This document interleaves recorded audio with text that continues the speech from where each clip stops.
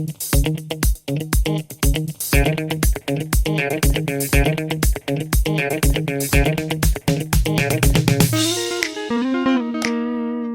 guys and welcome back. It's another beautiful day here out in the wild, 10 minutes away from civilization.